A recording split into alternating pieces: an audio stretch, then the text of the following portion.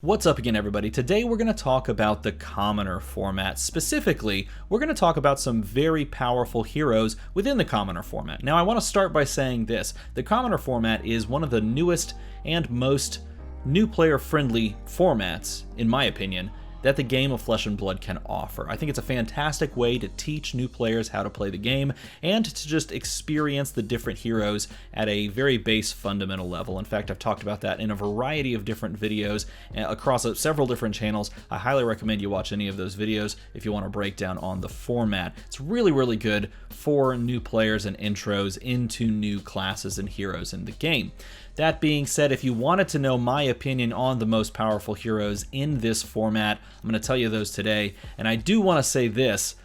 I think some of these heroes should be changed, or specifically some of the cards should be brought down into power level parity so that you don't get any just super degenerate stuff in a format that I personally believe is good for new players, because it could just end up pushing new players away. I do think LSS should look at the format and make these couple of tweaks that we'll talk about. But if you want to know the powerful heroes in this format just because you want it to be really competitive in Commoner, let's take a look at them.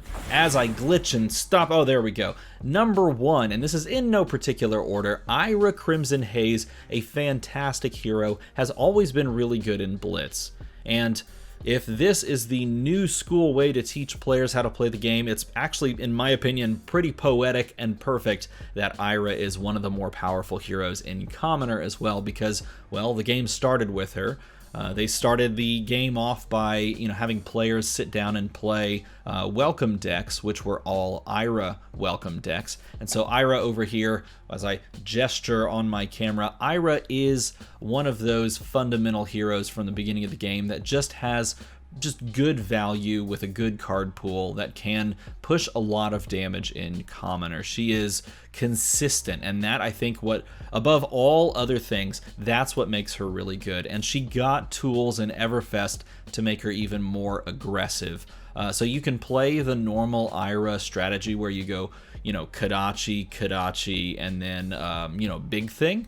You can also just kind of take out some of the, well, since it's Commoner, you have to take out some certain cards that were synergistic, but you take out some of the Big Thing strategy and you just put in a bunch of like the common 4 attacks or the common 2 attacks or the common 3 attack ninja cards from Everfest, the ones that like grant go again, or like Ride the Tailwind, for example. Really good in Ira Crimson Haze. Also good in Benji. In fact, I actually went back and forth trying to decide whether or not I wanted to include Ira or Benji on this list. I think both have merit, but I'm going to lean towards Ira simply because there are just more opportunities to push the Big Thing strategy. Really, both are super solid, but Ira up there, always been solid. I think will always be solid in some form until she rotates, and then I do hope, it's kind of weird to say this, but I do hope they give us a different version of Ira after she, reaches Living Legend status,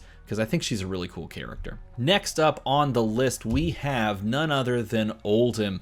Oldham is like good everywhere. Now, Oldham is interesting in this format, and just fundamentally, this format is all commons, and because it's all commons, you have a higher number of 2 blocks in all of the decks in the format. Because people are being forced to use more of the generic card pool, more players are going to have hands where they sit on 2 block cards. Okay, so a normal hand can usually, you can kind of average or expect it to block 12, 4 3-block cards in a hand. In this format, you're looking a lot closer to 8 and 9 block in a hand, because you can assume that your opponent is holding some number of 2 blocks in their hand. And sometimes they're holding 0 blocks as well, which we'll talk about with perhaps one of the best decks in the format. Oldham gives you the opportunity to dance around that a little bit. He has access to a larger overall card pool, which gives him an advantage in this format than most people, because he can access his element, he can access, technically he can access like 2 different card pools within the element. He can access elemental cards, guardian cards, of course. He can access generic cards as well. So he has a variety of things he can tap into here, and this is true of a lot of the talented heroes in this game and in this format. But in addition to that, he also has a way to defend himself that other heroes don't. Well, first of all, he has got an extra piece of equipment that he can play, the Rotten Old Buckler, as a second shield, or as a shield, I should say, if it's offhand equipment. But he can just straight up defense react and add disruption or add extra block to it. So we talk about the possibility of there being more 2 blocks in hand. Oldham has a natural pivot around that. Add in the fact that he can also just take half of your life by hitting like a Glacial Footsteps.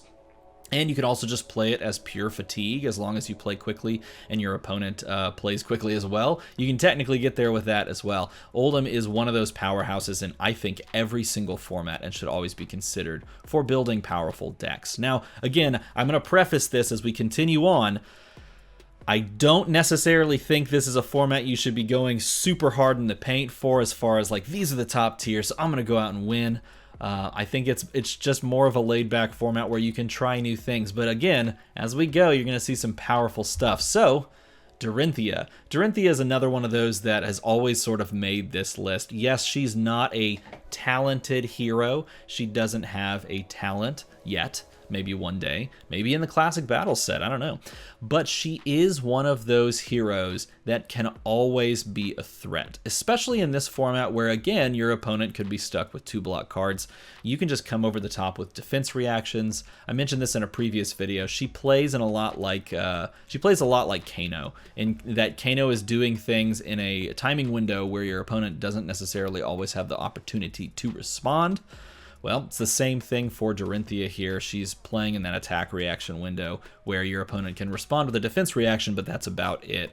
And her just coming over the top with even some of those basic like common attack reactions, still very good. And she can just push a lot of damage, even in this format. It's just one that you want to worry about.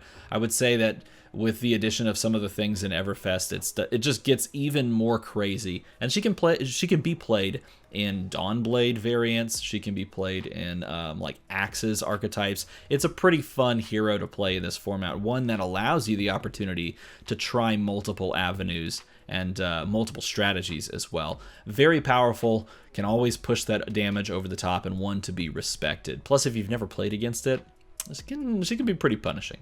All right, finally we come to 2 heroes that we need to have an earnest talk about. First of all is Chain. Chain by himself is not the problem. In fact, I don't think Chain is even maybe more powerful than some of the ones that we previously talked about, but he does in this format, as per LSS when they released this announcement of Commoner being official, he does have access to Seeds of Agony, and Seeds of Agony is a banned card in every format, or I should say suspended. Suspended card in every format, and not suspended in this format. I do think Seeds of Agony probably should be suspended in this format.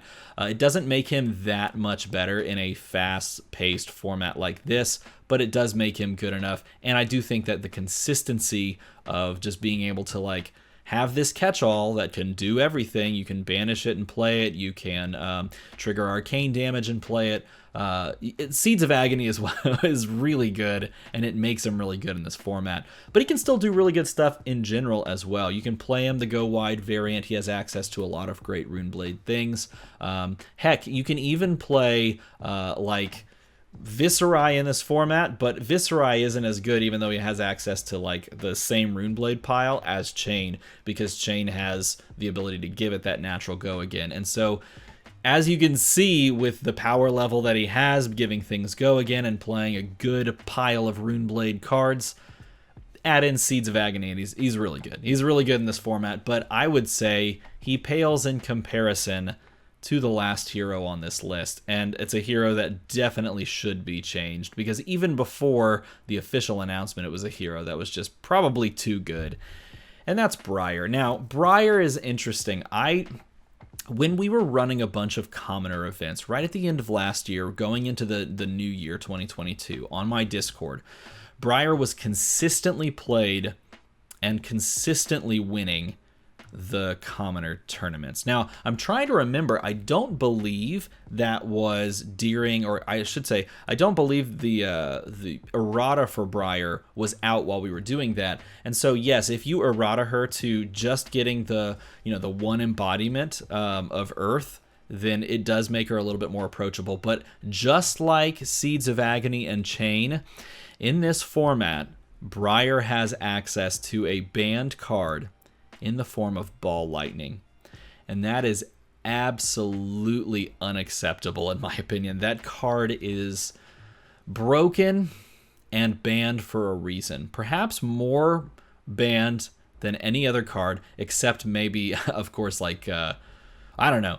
You tell me if Drone of Brutality is worse than Ball Lightning, or if Ball Lightning is worse than Drone of Brutality, because both warp the format no matter what they're included in. But Ball Lightning is so stinking good that it's disgusting in Briar. Like, it should not exist. That card should not exist in any form or fashion. And the fact that it's in this format is a pretty big oversight, and one that I think does need to be rectified.